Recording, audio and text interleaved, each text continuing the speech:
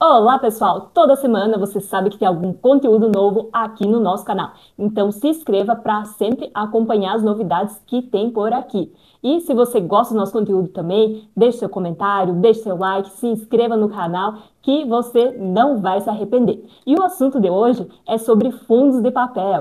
A gente aqui está fazendo uma série para falar sobre fundos imobiliários. No vídeo passado, a gente falou sobre os fundos de tijolo. Se você não assistiu o vídeo ainda, a gente vai deixar o card aqui em cima para que você possa assistir esse vídeo e não perder nada. Então, vamos lá analisar os fundos de papel e entender direitinho do que eles se tratam e como eles se diferenciam dos fundos de tijolo. Vamos lá! Então, para começar, a diferença entre o fundo de tijolo e o fundo de papel é que no fundo de tijolo você é dono de um edifício, de um galpão, de um shopping, enquanto que no fundo de papel você é dono de uma dívida, você é credor de uma dívida, ou de várias dívidas, né? Como acontece nos fundos imobiliários de papel.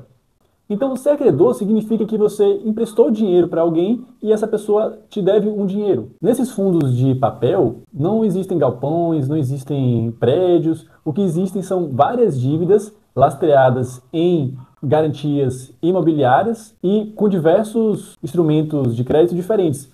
Então, o mais comum é o CRI, Certificado de Recebíveis de Imóveis. Então, esses fundos emprestam dinheiro ao setor imobiliário em troca de juros e o pagamento desses juros mensais, trimestrais, semestrais é o que gera ali o fluxo de caixa do fundo, que então transfere esses proventos aos seus cotistas. Agora nós vamos entender como funciona toda essa estrutura e tentar traduzir o que o Caio falou aqui, que pareceu muito complexo, né? Então vamos lá, aqui nós temos uma figura para mostrar para vocês então como funciona um CRI e como então o fundo imobiliário ele empresta dinheiro para esse CRI.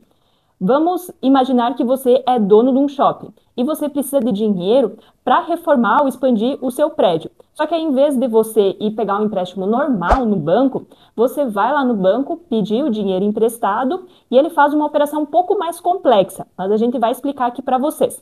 Então, quando você faz o pedido do empréstimo, você então assume as parcelas desse empréstimo e o banco então ele te passa o dinheiro para tu fazer essa reforma no teu shopping. Só que nesse caso você deixa o shopping como garantia no banco.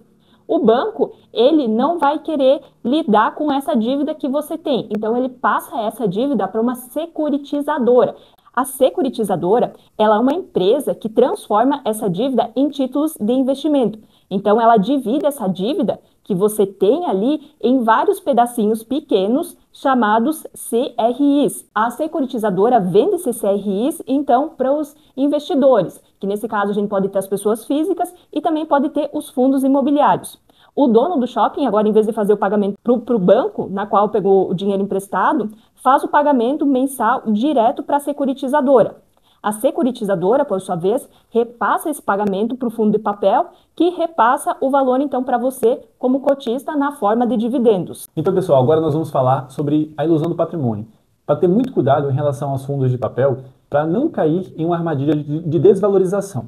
O ponto crucial que você precisa entender sobre os fundos de papel é que eles são repassadores de indexadores. E eles podem usar ou o CDI ou o IPCA. Então, normalmente, eles emprestam ali o dinheiro através de debêntures, de CRIs, com indexadores IPCA mais 7%, ou, digamos, CDI mais 2%. Então, vocês têm que estar ligados nos indexadores que são utilizados pelos fundos de papel. Então, a gente vai trazer agora para vocês, com o nosso grande editor Lemonade, ele vai colocar aqui uma imagem na tela que vai exemplificar bem como é que ocorre esse empréstimo dos fundos de papel. Então, digamos que o investidor colocou R$100 em um fundo imobiliário de papel. Esse fundo, então, compra 5 CRIs emitidos por 5 securitizadoras diferentes, cada um a R$20. As securitizadoras prometem pagar esse empréstimo de R$100 em 2 parcelas com determinados juros. Depois do primeiro mês, a securitizadora paga R$10 a fim de amortizar a dívida, mais R$1 que corresponde aos juros. Nesse caso, então, entrou no fundo imobiliário R$55. Desse valor, R$5 foram de lucro, gerados por causa dos juros, e o fundo imobiliário é obrigado a distribuir no mínimo 95% do seu lucro no semestre. Assim, multiplicando 95% por R$5, chegamos no valor de R$4,75 e é o valor efetivamente pago na forma de dividendos. Por isso, fundos de papel tendem a pagar dividendos mais altos. Então, por que eu falo aqui, galera? Eu tento explicar isso aqui para vocês entenderem a ilusão do patrimônio. Porque vamos supor que o fundo imobiliário tem a cota de R$100. Então, os juros ali gerou uma receita e aí a cota do fundo sai de R$ 100 para R$ 105 referente aos juros. Só que esses juros eles já são pagos e distribuídos. Então, o fundo de 105 volta a R$ 100 porque os proventos eles são distribuídos aos cotistas. E o que pode acontecer? Se você não reinvestir pelo menos uma parte do valor que você recebe, você pode ter a ilusão de estar acumulando renda, mas na verdade o patrimônio vai estar diminuindo, porque os R$ 100 que você tem hoje vale menos do que os R$ 100 que você teria daqui a 5 anos. Então, você precisa reinvestir esses dividendos se você quiser ver o efeito bola de neve ocorrendo em sua carteira de investimentos. Essa lógica é um pouco diferente, por exemplo, dos fundos de tijolo. Porque o fundo de tijolo, quando ele compra um imóvel, ele espera que o imóvel que ele comprou se valorize. Então, a cota patrimonial do fundo ela vai se valorizando ao longo do tempo, enquanto isso não ocorre especificamente com os fundos de papel. Nós vamos passar agora um checklist do que você deve observar na hora que você vai comprar um fundo de papel. Para escolher um bom fundo de papel, você não pode só olhar o dividendo que esse fundo paga. É importante considerar outros fatores também. Você precisa analisar, por exemplo, o indexador. Você pode ter, então, um indexador ligado à inflação, que é o IPCA, ou o indexador ligado à Selic, que é, no caso, o CDI. E a gente sabe que esses indexadores, eles oscilam ao longo do tempo, que nem agora a gente está, então, em um período que a gente tem uma inflação mais elevada, a gente tem uma taxa Selic mais elevada, e então esses fundos imobiliários, eles pagam mais dividendos, só que a gente não consegue garantir que vai ficar assim para sempre, então eles vão acompanhando as oscilações normais dessas taxas de referência. Outro ponto que vocês têm que analisar também é o nível da taxa, que nem o Caio falou aqui. A gente pode ter esse indexador, por exemplo, o IPCA, mais uma taxa pré-fixada, mais, por exemplo, 3, 5, 7%.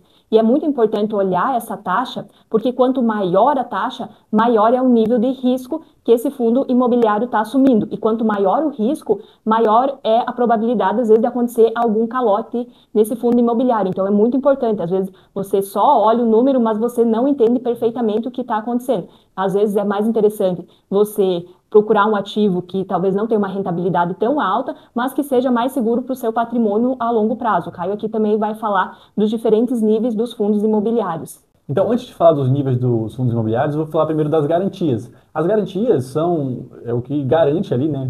Parece redundante, mas que garante ali a dívida. Então, sempre tem algo que, se o credor não pagar, você pode executar a garantia e o credor perder o bem que estava sendo dado em garantia da dívida. Então, o nível e a qualidade das garantias, eles são essenciais para você analisar os fundos de papéis. E dentro desse contexto, existe um índice muito interessante para se analisar, que o Limão vai colocar agora na tela, que é o Loan to Value, o LTV. Eu não sei se o meu pronunciamento foi muito bom, mas ele mostra a razão entre o tamanho da dívida e o valor da garantia. Então você vai ver aí na tela que vai ter o valor da dívida dividido pelo valor dos ativos em garantia. Então, por exemplo, o fundo pode ter um LTV de 70%. Então, se o valor da dívida de seus títulos for 70% do valor total dos ativos que eles representam, como imóveis ou outros créditos. Um LTV baixo é bom, mas a qualidade da garantia, né, em prédio em área nobre ou lote em cidades pequenas, é o que realmente importa.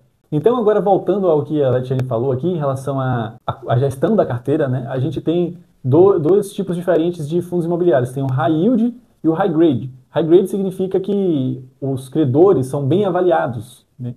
Então, eles às vezes não precisam oferecer taxas tão altas porque eles têm boas garantias, eles são consolidados no mercado.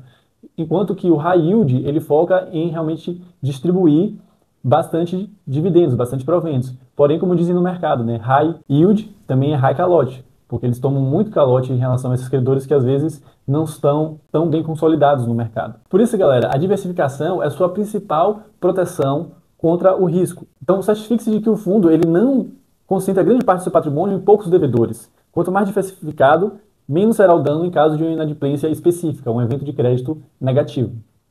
Agora nós vamos analisar um fundo imobiliário. Nós vamos analisar o MXRF11, que é o queridinho da população brasileira. Ele é o fundo que tem mais cotistas aqui no Brasil. Então, ele é um fundo muito grande. E a gente quer trazer alguns números aqui para você ver se faz sentido ou não comprar esse fundo imobiliário. Cabe destacar, então, que esse fundo, ele é um fundo que custa menos de R$ 10, então ele é um fundo muito interessante para você já colocar ali 10, R$ 20 e já começar a receber proventos no mês que vem. Então, ele é bastante atrativo nesse sentido. Esse fundo, ele tem um valor de dividendo, um percentual de dividendos bem alto, que é acima de 12%, chegando a quase 13%. E o preço sobre o valor patrimonial ali está 1,01, então ele está um pouquinho acima do que seria o valor patrimonial dele. Se você pensar em comprar esse fundo, é interessante que você compre quando ele está abaixo de 1, mas já adianto para vocês que às vezes é difícil os fundos de papel eles negociarem um valor muito abaixo de 1. Geralmente eles ficam ali bem próximos a 1 mesmo. Agora entrando aqui no relatório gerencial, porque quando vocês pensam em comprar um fundo imobiliário, é interessante que vocês olhem o que é esse fundo imobiliário, em quais ativos ele investe, quais são os ativos nos quais eles estão levando calote. Então, você tem que dar uma olhada para saber o que você está comprando, né? Não é porque um vizinho falou, seu amigo falou que comprou tal fundo que você já tem que sair comprando também.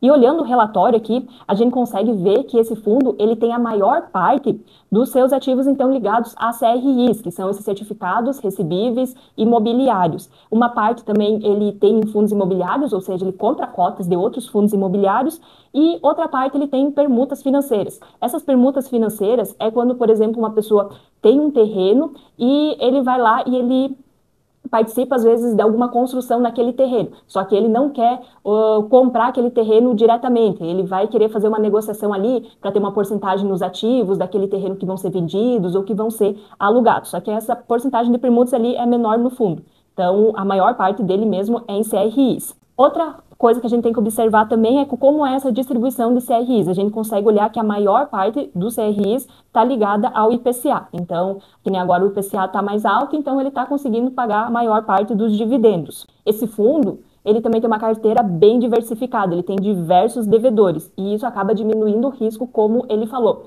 Olhando aqui entre os devedores, a gente consegue ver o Açaí, o Grupo Mateus, a ArcelorMittal, então tem vários ativos aqui. Isso é bem interessante, né? Porque se um ativo der calote, isso não vai impactar tanto assim, então, o valor do fundo imobiliário. E aqui, mais adiante, no relatório gerencial, a gente consegue ver que alguns CRIs já deram calote nesse fundo imobiliário. Então, esses três nomes aqui, a Hart, a Urban Mezzanino e o Next Group. Então, a gente consegue ver que realmente existe um risco de haver calotes nos fundos imobiliários. Quando você tem os fundos imobiliários, é importante que todo mês você dê uma olhada como estão os números para ver se o fundo imobiliário ele está indo bem e se faz sentido você continuar tendo cotas desse fundo imobiliário. Pois é, pessoal, a Letiane fez aqui a análise do MXRF11, mas lembrando que isso não é recomendação de investimento. A gente aqui não tem habilidade técnica para recomendar investimentos. Então, a gente faz aqui uma análise que todo mundo pode fazer, explicando ali o fundo, o racional, o que acontece ali. Mas você precisa estudar e decidir por conta própria. Então, a gente acha que vale a pena investir em fundos imobiliários de papel? Sim, nós temos fundos imobiliários de papel, nós gostamos dos fundos, mas é sempre importante lembrar que precisa ser reinvestido os dividendos para acontecer o efeito bola de neve. Mas você precisa lembrar que você não pode fazer a comparação direta do dividend yield de um fundo tijolo com o dividend yield de um fundo papel. Eles têm lógicas diferentes, buscam valorizações diferentes e as cotas elas oscilam de forma diferente também. Tenha sempre em mente o índice PVP, que é o preço dividido pelo valor patrimonial. Quanto mais próximo de 1, mais perto do valor justo ele vai estar. Se ele estiver abaixo de 1, ele está sendo vendido com desconto, e se ele está acima de 1, ele está sendo vendido com ágio, um pouco mais caro do que o valor patrimonial dele. Então, busque sempre comprar os fundos de papel quando o PVP dele estiver abaixo de 1. Então, o ponto-chave aqui é a disciplina para reinvestir os proventos que caem em sua conta. Lembre-se sempre que você precisa combater a inflação no longo prazo e precisa reinvestir os dividendos. Esse é o fato que diferencia o investidor que realmente constrói riqueza no longo prazo daquele investidor que está apenas tirando ali o dinheiro para sobreviver no dia a dia. Então, se você gostou desse vídeo, já deixa aqui seu like, curte, comenta, compartilha com alguém que você acha que precisa aprender sobre fundos de papel e até a próxima!